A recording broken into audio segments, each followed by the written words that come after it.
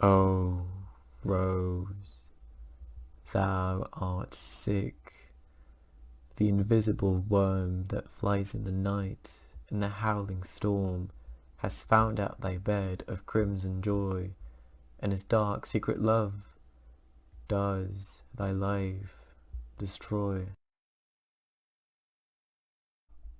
What's in a name? That which we call a rose by any other name would smell as sweet. From her balcony, Juliet states that the names of things do not affect what they truly are. Through a metaphor that superimposes Romeo on a flower, that observation crystallizes the dissociation of words from objects essential to illusionism and literature. The Sick Rose, a poem made of 2 quatrains of mostly iambic and anapestic dimeters, published in William Blake's 1794 collection Songs of Experience, reclaims that image and principle through the description of a rose which is wilting after having been eaten by a worm during a stormy night.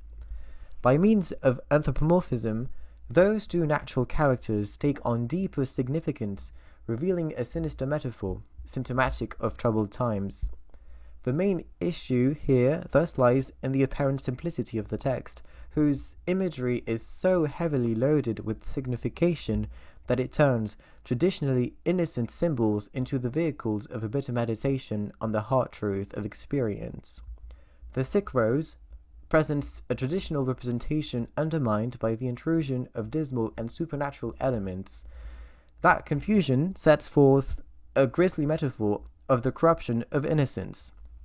The ensuing and unsettling nature of the poem ultimately suggests a socially and politically aware reflection on the ruinous advance of modernity. This poem can be studied at first as a typical romantic text. Indeed, the poetic voice foregrounds passions throughout the text. For example, the storm on line 4 is a symbol of personal feelings, inner passion. This cosmic enlargement is reinforced by the adjective howling that breaks the usual silence of the night. Moreover, the storm is pregnant with meaning as it symbolizes as well the sublime, an important element of Romanticism later taken up by Victor Hugo in his preface to Cromwell. It refers to the extreme power of beauty mixed with fear and even ugliness. This violent element mimics the inner turmoil typical of the romantic hero. Besides, the poem on the first reading puts forward the feeling of love, the rose being its allegory par excellence. But also, the direct address to the rose on the first line, thou, reinforced by the lyrical interjection oh, puts lyricism at the forefront. In addition to this, William Blake uses the image of a garden to stage the poem. This reliance on nature as the expression of feelings is a typical romantic element, heavy with symbols. But here, the garden can be associated with Eden in the book of Genesis. Indeed, the poetic voice refers with melancholy to a perfect time fallen into disgrace because of Adam and Eve's sin, and in this case, by the perversion of the worm, reminiscent of the snake. This biblical reference to a fallen paradise is a romantic characteristic as it transcribes the sickness of the century with which the Romantics were plagued. So the first reading that gives an account of the poem as simply being about a sick rose, though it is heavy with symbols, is not enough and does not clarify some confusions.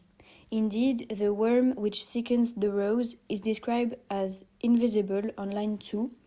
Therefore, it refers to a greater harm than only the one of a natural creature.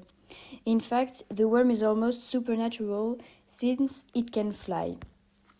So it is a fantastic and chimeric creature that belittles the importance of nature mentioned earlier. Another ambiguity is that of the colors. Crimson on line 6 symbolizes both life and blood, or the color of a wound. Color usually associated with love can soon turn out to be significant of death, which is confirmed by the dark secret love, darkness being the color of death and grief. On the very first line, the poetic voice addresses the rose, which endows it with something like a consciousness, that is to say, a human characteristic. This anthropomorphic rose is praised as the poetic voice hails it or her with an O that pertains to elegy. The rose is a very common symbol of femininity and virtue, a topos even, both in classic and romantic literature.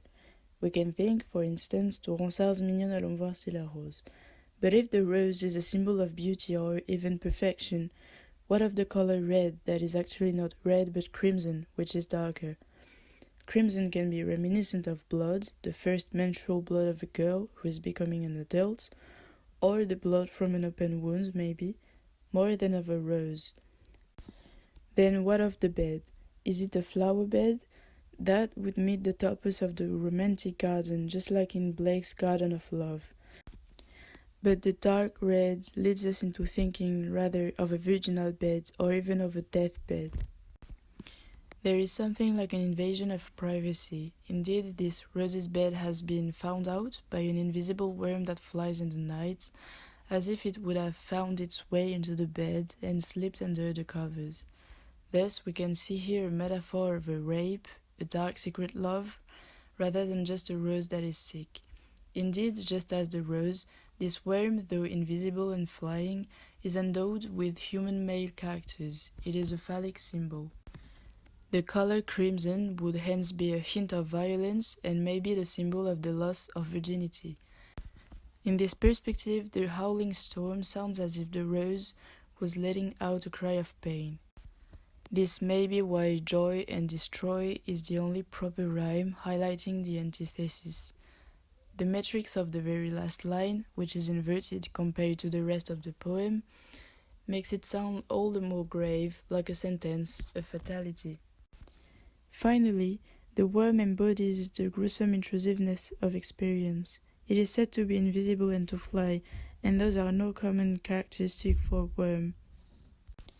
This figure of the worm can hence be interpreted as an allegory of time, that which brings death and destruction to the garden. All in all, the pattern that is established jointly with the loss of virginity, the passing of time, and the resulting inevitability of death evokes the end of childhood, the shift from innocence to experience. Furthermore, this poem can be seen as a socio-political warning. Indeed, the worm can be seen as an apparent burst of experience to a world of innocence epitomized by the garden and the rose, that might be reminiscent of England as a country. We might indeed consider the political and historical context of the poem, as it was published in 1794, but written right after 1789, and the French Revolution, which was considered as a cataclysm in the Europe of that time. The image of the night and the howling storm is very reminiscent of the trouble of those times. Plus, the poet witnesses the rising of the Industrial Revolution, and this poem can therefore be considered as the image of the very opposition between modernity and tradition, enlightenment and romanticism, that are epitomized by the worm and the rose. This poem therefore criticizes the ugliness of modernity in all its forms, politics, technology, art, etc., epitomized by the worm, which is the cause of the sickness of the rose. That can therefore be linked to the reference to the rape we mentioned before, as the rape of tradition by modernity. The verb flies can also be evocative of the expression time flies, which evokes the ongoing modernity which destroys the rose's life. Moreover, this mention of the flight and the howling storm may epitomize the fact that part of this modernity comes from the other side of the channel with the French Revolution and the ideas of the Enlightenment that unfolded in England like a storm, as worm and storm are linked through an eye rhyme. It is as though the poetic voice was rejecting this time, which can also be seen in the last line with the uncanonical syntax of the sentence, against the canon of writing of that time. Finally, This last line is emphasized by the inversion of the iambic feet, which adds to the originality of such a line regarding the canon.